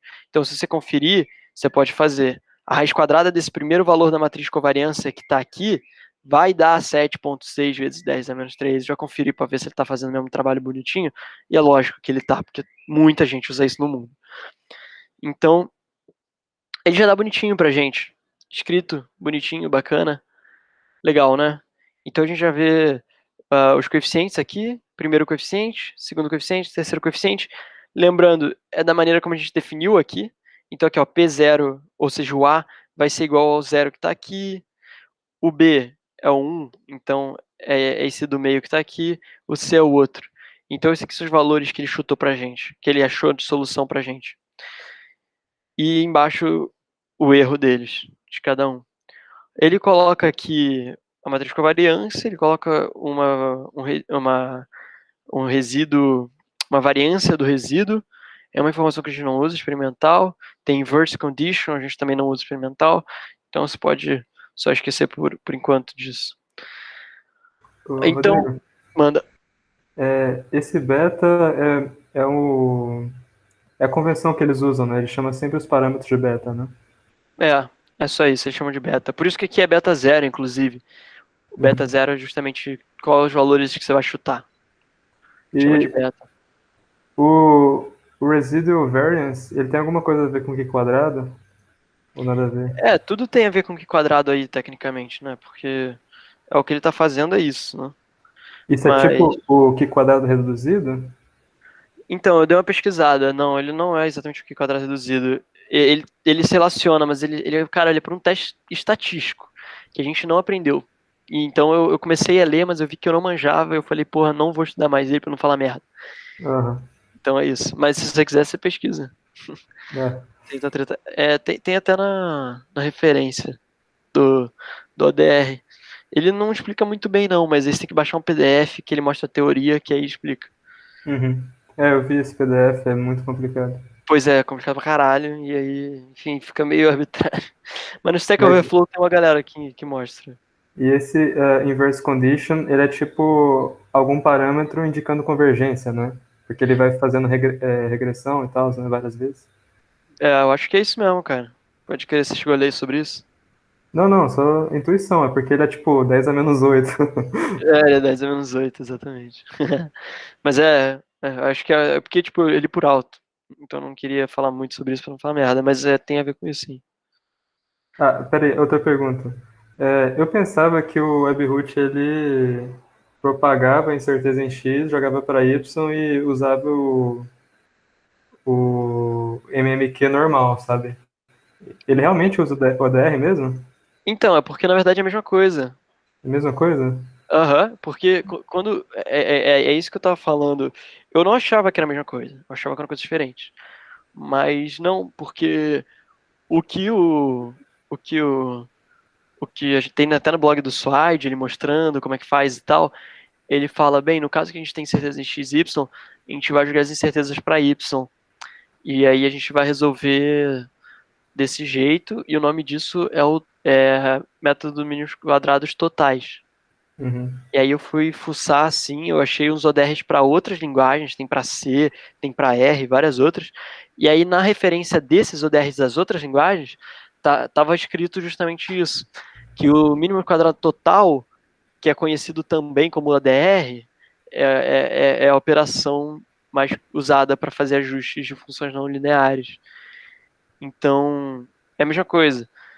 E se você olhar naquele PDF, ele parece que é outra função que ele está querendo ajustar, uma coisa um pouco mais Sim. complicada. Uhum. Só que eu acho que a gente perde ali por não saber mesmo o que eles estão fazendo e falar merda, achando que são coisas diferentes, sabe? Mas é Aham. porque o que eu vejo é que a gente não sabe a teoria exatamente dos dois métodos para afirmar que eles são exatamente diferentes ou iguais. Portanto, o que eu estou falando é, as referências de outros ODRs, como por exemplo o C, dizem que o ODR, como método, é a mesma coisa que o mínimos quadrados totais. É a mesma parada. Tá? Tudo bem. Agora, se você fizer com os mesmos dados no Python e no Webroot, vai dar uma diferença não muito grande, mas vai dar uma diferença. Vai dar uma diferença por quê? Porque o Webroot, o algoritmo que roda no Webroot, tem duas coisas diferentes. A primeira delas é, ele roda em C, ele não roda em Python. Ele só roda em C. O ODR roda em Python, C e Assembler. São três linguagens que tem dentro de qualquer computador básico, assim. Então, ele vai rodar nessas três linguagens. Existe outra coisa diferente, é o seguinte, eu não sei como o Swide fez aquilo, mas o ODR roda totalmente compatível com o NumPy e com essas bibliotecas. Então, se você quer uma resposta, particularmente eu até acho o ODR mais confiável do que o Webroot. Entende? Então, Uhum. é uma visão que eu tenho baseada nas minhas informações sobre ambos os cenários. Mas você vai ver, na grande maior parte dos ajustes, se eles não forem muito doidos, os valores são muito parecidos. Entendo. Bastante parecidos. Depois você pode comparar esse Q quadrado reduzido, esse resíduo variance, com o seu Q quadrado. Eu quero ver, assim, tipo... Pode ser, pode ser. Eu não Uhum. fiz o quadrado para esse caso, porque eu fiquei com preguiça, pra falar a verdade. Grandinha a fórmula, né? Porra, acho meio chato, né? O caralho, puta merda, não vou fazer. Mas enfim, dá pra fazer, eu acho que é válido, inclusive, fazer isso, mano. Tá, Uma boa, ok. boa. Boa mesmo. Beleza. E faz sentido ser o Q quadrado, porque esse ajuste a gente já brincou com ele antes. E eu lembro que eu calculei o Q quadrado, e o Q quadrado dele é mais ou menos isso mesmo. Uhum. 0,4 alguma coisinha, tá ligado? Então, pode ser, cara, pode ser. Beleza. E se for, ótimo, porque você não precisa calcular o quadrado nunca. Pois é, você tá aí, né? Porra, exato. Cara, eu vou atrás disso logo. Quando eu terminar isso aqui, eu vou fazer exatamente isso. Mas aí tá aqui a fórmula do quadrado, eu botei ela. Eu botei ela também só pra mostrar que no notebook você pode escrever em LaTeX. É bonitinho. Tá vendo? Você só tem que mudar aqui de code pra Markdown. Você vai lá, você escreve que nem um LaTeX mesmo. Daí tem bonitinho. O seu notebook fica bonitinho, arrumadinho. Então vocês podem implementar isso, não é muito difícil. Você só colocar ali. Tem a função do Python que é a própria soma e tal. Enfim, dá pra implementar isso.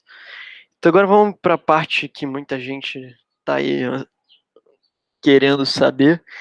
E é esses gráficos com incerteza em x e y, tá? Eu fiz os dois na mesma célula de código, tá vendo? Os dois estão aqui, o resíduo e o gráfico. Então, eu defini aqui a x2 como o nome da variável, eu poderia ter falado qualquer bosta. Eu escrevi a x2 porque é um costume meu e o Matplotlib usa muito a x2, a x1, não sei porquê, peguei a mania. Então, novamente, bastante parecido. Aqui, definindo figura 1, aqui o erro, errobar. Então, você coloca x, y, como a gente já tinha visto antes. Agora, a única diferença é que a gente vai colocar sigma x e sigma y. E aí, para simbolizar isso, eu coloco esse x error, sigma x, y error, igual a sigma y. Line style eu botei none, porque tem como você botar vários tipos de linha diferente. O marker eu botei igual a uma cruz, porque eu gosto dessas incertezas como cruz.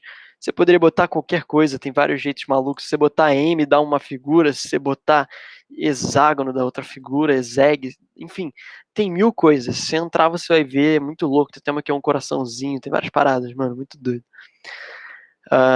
Tem cor, eu botei black. Tem mil cores também. Mil cores diferentes, vai botar qualquer uma. Eu coloquei duas coisinhas aqui como comentários, só para vocês saberem que dá para colocar limites. Então aqui, o limite em Y, você pode restringir ele a -2,2, limite em X de 0 a 2000, sei lá. Botei valores arbitrários só para você perceber que existem limites. PLT.plot, o nosso X, que é o que a gente definiu lá em cima. Não pode esquecer o nosso X, sigma, Y, tudo a gente definiu aqui em cima. Mais uma vez, só reforçando, isso aqui é meio intermediário no Python, então eu já estou meio que supondo que é meio claro que a gente define variáveis e que elas estão salvas, a menos que eu crie outro x, mude a variável, mas elas são salvas. A nossa f, né? E como eu falei, a nossa f agora ela recebe um array, ou uma lista. Então aqui estão os valores. Então, eu botei uma lista de 3 valores. Esses valores são os valores aqui, ó, dos coeficientes que a gente acha. Então, esses aqui são os coeficientes que a gente acha. É uma listinha com 3 coeficientes. Então, eu coloquei o primeiro coeficiente aqui, aqui, tá vendo? Estão todos os coeficientes bonitinhos, eu joguei eles para cá, dei Ctrl+C, Ctrl+V, coloquei as vírgulas, e aqui a gente tem a lista. X, que é o nosso array X, que está aqui também. Eu botei label model de novo e a cor vermelha, como já tinha visto. Defini aqui o label do X, label do Y, grid. Mais uma vez, estou salvando como exemplo a figura. .png vai salvar de novo na mesma pasta do programa. Agora, o nosso resíduo eu chamei de figura 2. Errobar, aqui eu coloquei como x. X, y menos a nossa função, então a distância do y até a função. Mais uma vez, o y ele recebe a primeira coisa, agora no nosso caso é uma lista ou um array, com os valores dos coeficientes. Segunda variável é o x. Erro x, erro y, que a gente está analisando os erros de novo. E o nosso símbolo é uma cruz de novo, porque eu gosto dessa cruzinha. E a cor vai ser preto. Aqui, esse H-lines, que é essa linha reta que está no resíduo, eu coloquei ela vermelha. Dei label, salvei figura e vamos lá.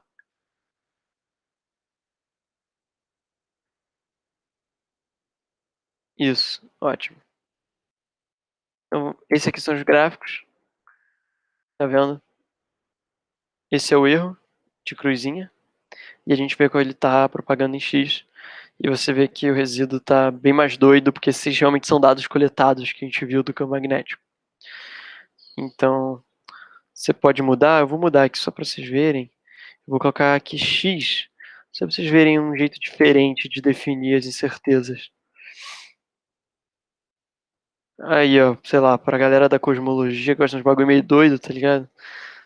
Aqueles papers de cosmologia que tem um sigma que eu nunca vi na vida, um jeito de mostrar. É meio isso. Dá para colocar o x maiúsculo, é outro jeito de simbolizar incerteza. Mas isso aqui é plenamente estético, né? Sei lá, só se você curte umas coisas meio doidas assim. Mais uma vez, isso é um preview, a qualidade, quando você baixa, quando você dá save fig aqui, a qualidade é muito melhor, muito mais bacana. E aí é isso. E a gente tem os nossos gráficos. Agora, se você entrar na pasta, você vai ver que estão todos os gráficos salvos lá. E não tem muito problema. Mais uma vez. Opa. Quando eu vou fazer o PLT no script, ele joga o preview, mas ele abre uma janelinha do gráfico, né? Sabe? Ah, sim, verdade. Se eu salvar com o botão direto de lá, eu vou estar salvando do preview, né? Então a qualidade vai ser merda ainda, né? Cara, na verdade, naquela janelinha tem como tu configurar, cara. Você abre lá e tem uma opção de configuração. Você consegue configurar os bagulho lá. Configurar a resolução lá da imagem. Isso, é. Ah, saquei. Então, Daí você consegue mexer. beleza. É. Valeu. Você pode usar o interpretador. Eu uso, cara, é o que eu falei, eu gosto de usar o notebook porque eu acho que ele separa tão bem as coisas. Está tudo salvo aqui em cima também. Ó, tá tudo salvo do jeito que eu quis. Aqui o gráfico aqui atrás, porra, tá aqui de novo, se eu quiser olhar ele, se eu quiser comparar os dois gráficos. Por isso que é muito interessante essa plataforma para análise de dados.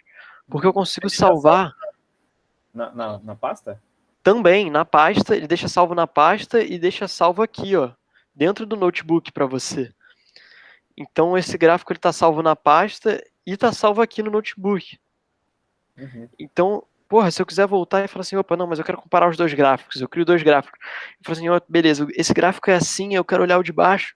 Como é que é o de baixo? Porra, o de baixo é assim. Ah, maneiro, beleza. Então, porra, agora eu já consigo ver uma diferença aqui de análise de dados que eu precisava fazer no momento, sem ter que ficar plotando vários gráficos. Eu comparo os dois ali fácil. Por exemplo, se você deu um nome assim para essas variáveis, você criou um gráfico e chamou ele de alguma coisa.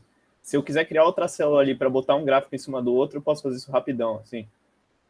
Pode, exatamente. Você pode fazer isso rapidão. Você pode pegar e criar uma célula aqui, chamar o gráfico de outra parada e criar ele, sabe? Eu posso fazer um exemplo aqui, inclusive. Eu vou, sei lá, vou pegar aqui esse gráfico. Inclusive, se for uma célula embaixo, não tem muita treta. Eu posso até nomear do mesmo jeito. Aí o que eu vou fazer aqui, cara, eu posso, por exemplo, multiplicar todos os valores por x por 0,98. Posso mudar esses coeficientes um pouco para ver como é que vai ficar. Ó, tirei aqui menos, mudei um coeficiente só. Eu vou até mudar as cores, vou botar aqui, sei lá, green. Vamos ver como é que vai ficar. Vou fazer esse outro gráfico aqui embaixo. Esse gráfico maluco é lógico que é uma merda, porque eu mudei o coeficiente aqui, né?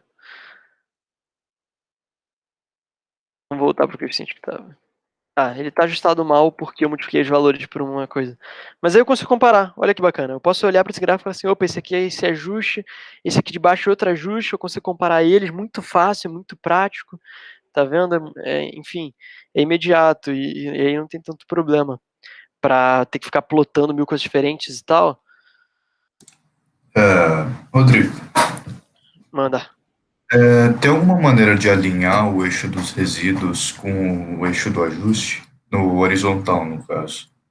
Porque você percebe que o dos resíduos está meio deslocado para a direita, Para a sabe? direita, sim. Tem alguma maneira de alinhar? Tem sim. Então, como nesse caso, como eu falei, eu estou fazendo duas figuras diferentes, eu ainda te digo por que ele não está alinhado, tá? Ele não está alinhado porque tem esse 0,5 aqui, né? Se eu escrever tipo assim, olha, se eu vim aqui e definir limites para ele, se eu chegar aqui e falar assim, a x3 vai ter aqui como limite em y, eu quero fazer de -1 até 1. Calma aí. Ah, porra, tá, ele tá fazendo com ponto. Que merda. Achei que ele não ia fazer com ponto. Beleza, ele fez com ponto. Mas tudo bem, tem como fazer sim. Tem como fazer. Só que aí tem que grudar um no outro, tá ligado? Que foi o que eu falei que dá pra fazer e tal. Entendi. Aí eu vou ter que botar o código. Mas como eles são duas figuras diferentes, né, eles são duas figuras independentes uma do outra, tá vendo? Se eu jogar aqui pro lado, você percebe que são duas figuras independentes. Isso aqui não é é um output só, mas são duas figuras diferentes. Eu geralmente ajusto isso no LaTeX, porque aí tem como você jogar pro lado o quanto você quiser e deixar alinhadinho ou não. Isso, mas eu vou colocar, cara, porque esse bagulho de deixar o gráfico de resíduo grudado é bem bacana. Facilita bastante para fazer a análise de dispersão dos pontos, né? É realmente legal, é realmente legal. Essa é uma ideia boa. Eu vou pegar esse código e colocar aí. Beleza. Bem, sobre gráficos, na verdade, sobre tudo, basicamente é isso. Não Rodrigo, tem mais coisa. Manda aí. rapidinho. Lá no código, você plotou ali, tipo a X2, por exemplo, você colocou X, F e depois X de novo. Por que que tem outro X Esse no X código? aqui? É, pode ser. Então, é porque essa aqui é uma função, né? Essa função é o modelo que a gente definiu aqui em cima. Ah, tá, entendi já. Isso, aí eu só tô falando Beleza. aquilo para achar os valores de y ajustados, para a função Aham, ajustada. beleza, Ah, tranquilo. exatamente, basicamente por isso, né? Esse termo todo aqui, eu poderia, para deixar mais bonitinho, né? Porque, enfim, eu sou um folgado, eu coloco aqui já direto. Mas se eu quisesse deixar bonitinho mesmo, eu poderia definir aqui em cima. Eu vou criar uma célula aqui em cima.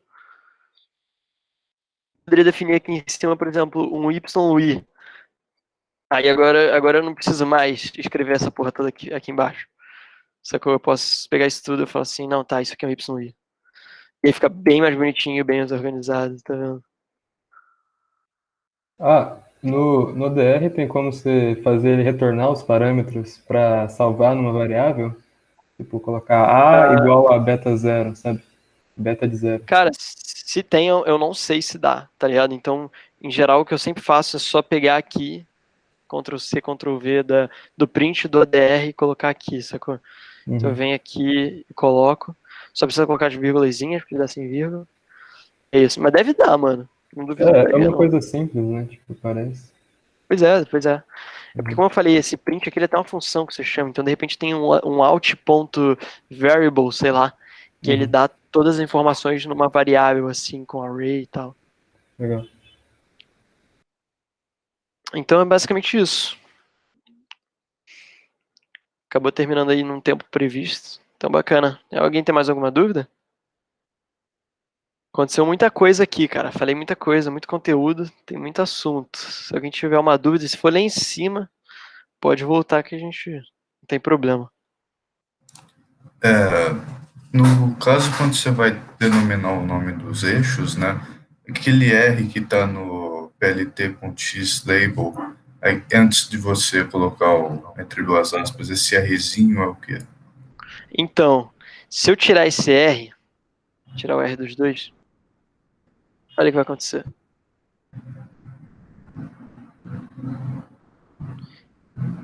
Nada, né? Você vê que tá muito igualzinho, latex e tal. Eu vou escrever aqui, ó, eu vou escrever um sigma aqui.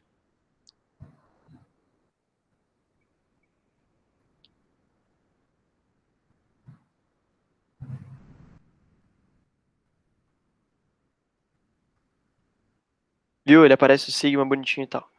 Aham. No caso do matplotlib, você não precisa escrever o R para chamar o latex antes. Uhum.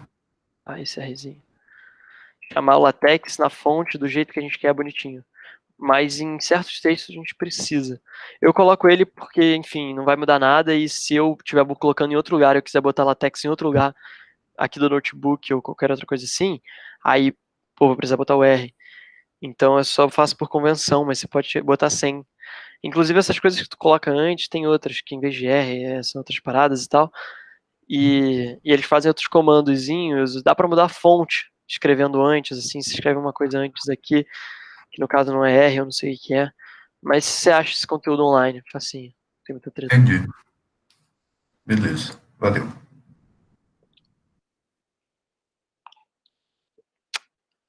É isso, mais alguma dúvida sobre ajuste, sobre os dados? Se você puder mostrar os seus notebooks lá, doidões, reais, eu acho legal. Beleza, beleza, dá para Ver mostrar como é então. que é o esquema. Beleza, vamos lá, então vou abrir aqui um notebook, deixa eu fechar a apresentação. Mais uma vez, eu vou disponibilizar esse notebook aí que eu criei, com tudo que tem nele. Eu vou colocar, vou passar para cada um. Sei lá, vou passar no WhatsApp, pode ser, tanto faz. Tá, vou começar a apresentação aqui.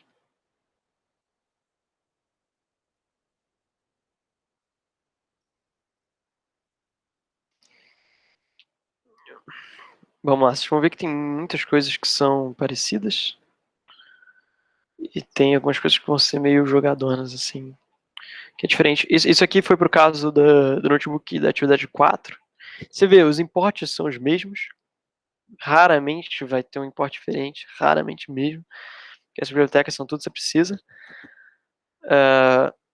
Eu geralmente coloco aqui alguns dados que eu vou usar, por exemplo, carga em massa do elétron, porque aí eu posso só Ctrl+C, Ctrl+V, se precisar usar no código, aqui em cima.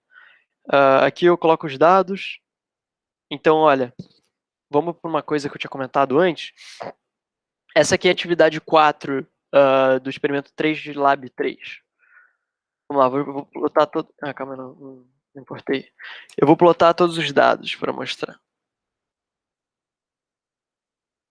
Tá, vamos lá. Essa aqui é a nossa tabela de dados. Vocês veem que a nossa tabela de dados ela é enorme, porque era uma porrada de caso que a gente analisou no experimento 4, né? Foram 4 gráficos os caralhos e tal. E aí, dentro do Sheets, tem como se definir todos os elementos aqui, aqui 2, 2, 2, 2, 2, 2, 2, pra porra toda. E com os comandos aqui do Pandas, você consegue definir, tipo, caso 1, e esse caso 1 ele serve como um índice para todos esses valores ali, tá vendo? E isso é muito foda, porque aí eu posso, por exemplo, pegar só os valores que eu quero desse 1, do caso 1. Então eu pego aqui, ó, pego os valores só do caso 1, escrevendo esse comando lock. Então se eu botar aqui lock 2, eu pego os comandos do caso 2, eu pego só os casos 2. Eu consigo separar meu dado de maneira muito otimizada. Então eu consigo pegar uma planilha gigante e eu consigo separar por caso muito fácil. Então eu consigo até nomear aqui, eu falo, ó, caso 2. Porra, agora beleza, eu tenho a estrutura de dados que é o caso 2. Então agora eu consigo o caso 2 numa tabela separada. Porra, bem mais fácil, bem melhor. Aí aqui eu já escrevo as fórmulas que eu vou usar para não confundir.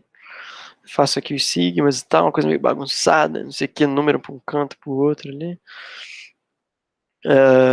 Aqui eu calculei o sigma, né, propagando incerteza. Sigma V eu propaguei a incerteza aqui. Calculei o V0 que eu precisava, aí, enfim, multiplicar por umas paradas lá e tal. Então eu faço aqui o gráfico de VP, excluindo alguma coisa, excluindo o H igual a 0. Aí eu peguei aqui, fiz o caso 1, que é o caso 1. Aí eu escrevo tudo na mesma célula, tudo confuso, X com não sei o que, tudo meio doido aqui e tal. Aí eu, enfim, ploto o gráfico aqui embaixo, direto já. Caso 2, os coeficientes aqui. Já ploto aí direto. Inclusive, o residual covariance desse caso aí tá dando igual que o quadrado, que eu lembro que o quadrado desse caso é 0,29, então pode ser que você esteja certo, Matheus. Pode ser que realmente seja o que quadrado, cara. Mais uma vez aqui, o quadrado 2 é o que quadrado, é isso aí. Matou, beleza. Então residual variance é o que quadrado. Eu vou mais atrás Muito disso bom pra mesmo. ter certeza. Mas é Beleza. porque tá batendo com todos os valores de quadrado que eu calculei, cara. 2,7 tá batendo, é um valor. Tá bom. Como o Gabriel falou aí, valeu para 2 vezes, valeu para tudo. É isso. Inclusive eu não tô mais ouvindo o chat, olha que merda, não sei porquê, mas tudo bem. Então como você vê, tipo, eu separo ainda bonitinho, assim, não é horrível, tá vendo? Eu separo em casos bonitinhos, caso 1, caso 4, não sei o que lá. Caso 5, foram 5 casos no caso aqui. Depois eu faço análise do coeficiente, que era a análise que a gente tinha que fazer, cálculo da média, eu separo mais ou menos assim bonitinho. Por quê? Porque aí eu fico com todos os valores bem bacanas, porque aí eu consigo jogar por LaTeX na hora de fazer LaTeX ou no Word, dependendo de como você fizer, muito mais fácil, porque eu já tenho tudo organizado. Eu já tenho as ideias organizadas aqui. Então eu já sei, cara, análise do coeficiente, eu já sei aqui quais são os valores médios que eu vou ter que jogar lá no LaTeX, já bonitinho. Então eu não me perco, não preciso ficar plotando cada coisa para cada hora. Ah, não, vou lá ficar no LaTeX, eu vou plotar aqui, vou voltar para cá. Já faço tudo direto e já jogo no LaTeX. Então aqui mais um gráfico calculado aí e tal. Umas análises aqui, teste Z, já faço teste Z também, faço tudo direto. Teste Z é muito fácil de fazer também, definir o teste Z. Então é basicamente isso. Ô, Rodrigo, Manda. Só besteira, assim, curiosidade, mas tipo, você escreveu em LaTeX aquele Z ali, né? Ou aquele delta A e tal. Sim. Dá para botar um ponto format, igual a gente bota no Python, para tipo, aparecer o número em LaTeX, que é o resultado, a variável do código, sabe? Cara, com certeza dá, mano. Eu só nunca fiz. Mas com certeza dá. Ah, cara, se você pesquisar assim fundo, notebook no YouTube, assim, até tipo como fazer um notebook bacana e tal, os caras ensinam umas técnicas muito doidas, cara. Esse notebook aí, meu, tá mongolóide, dá pra tu botar vídeo no notebook, enfim, dá pra botar os prints do próprio Python já em LaTeX, é muito doido. O lo-fi do Martinelli, né, que fizeram. Dá pra botar o Lo-Fi do Martinelli tocando pra você, você fazer os bagulhos, é muito Peraí, bom. tem o lo-fi do Martinelli mesmo? Tem. Porra, mano, me manda. Não sabia que tinha. Mas chega de balbúrdia, cara. Bem, basicamente isso, então. Dito de novo, mais alguma dúvida? Sem treta também, se tiver outra dúvida, pega o notebook. Em geral, a gente gera dúvida pegando e trabalhando, né? Então, pega o notebook, tenta reproduzir um pouco do que aconteceu lá. Pode até tentar fazer a atividade 1, que ela é tranquila. Tenta fazer ela já meio plotando assim, as paradas e tal. Se der um erro, provavelmente vai dar algum erro, porque é a primeira vez que muitos de vocês vão estar fazendo isso. Manda mensagem lá, eu ajudo, não tem problema não. A gente vai lá e resolve isso. Se tiver dúvida também no notebook, com as palavras do notebook aqui, em como escrever em LaTeX, como fazer o bagulho organizadinho, não sei o que, ajudo também, é muito fácil. Nada que eu tô explicando aqui tem muito mistério. Às vezes, para alguns, pode parecer uma parada complicada, assim, caralho, puta que pariu, muita informação, muita biblioteca, vários comandos malucos e tal. Mas se olhar com calma, é um passo a passo, é que nem fazer um bolo no fundo e não tem muita treta. E depois é só implementar e pensar em novos jeitos de fazer, formas mais bacanas, descobrir novas funções. O resto é só fazer análise de dados do jeito que a gente conhece. E não tem muita treta. Rodrigo, Manda. no caso, quando você vai escrever em LaTeX na célula, você muda lá o code para Markdown, né? Alguma coisa Isso, assim. Eu vou criar aqui, ó. Vamos lá. E no caso, para escrever o texto, você muda para qual? Então, vamos lá. Eu vou mudei para Markdown aqui. Eu criei uma célula, mudei para Markdown. Eu quero Certo. criar um texto. Eu posso só escrever aqui, por exemplo. Tipo, olá. A play. Eu tenho um texto. Ok? Ah, tá. Simples. Tá. Mas eu posso fazer um texto em LaTeX também, se você quiser. Então você pode aqui definir e escrever, tipo, sei lá, olá. E você tem um texto em LaTeX. E ele tá centralizado. Dá pra você escrever em HTML. Eu não sei se alguém sabe HTML aí, mas dá pra escrever em HTML se você quiser. Tá? No próprio bagulho de experimental, o primeiro texto que eu faço é em HTML. Então, enfim, você pode fazer várias coisas. Dá pra colocar imagem, como eu mostrei. Eu botei a imagem do Webhoot lá, enfim. Dá pra você fazer essas coisas. É bem legal, cara. Pra quem nunca Entendi. usou notebook, eu recomendo pra cacete. É ótimo. Ah, eu tenho usado para fazer algumas coisas de TEF e tem sido bem da hora, assim. Pois é ótimo pra organizar a ideia, cara. Eu acho pra tudo, né? Eu acho que só se você quiser desenvolver um algoritmo mesmo, mais complicado e tal, aí você faz no script, mas em geral é isso. Bem, então, não tendo mais nenhuma dúvida, é isso, gente. Tá gravado também. Gabriel gravou aí. Eu vou arrumar um link do Drive, passar esse vídeo pro Drive. E aí eu compartilho o link do Drive para vocês. Se vocês quiserem compartilhar para mais alguém, pode mandar. Posso interromper aqui? Pode interromper, pode interromper. Interromper.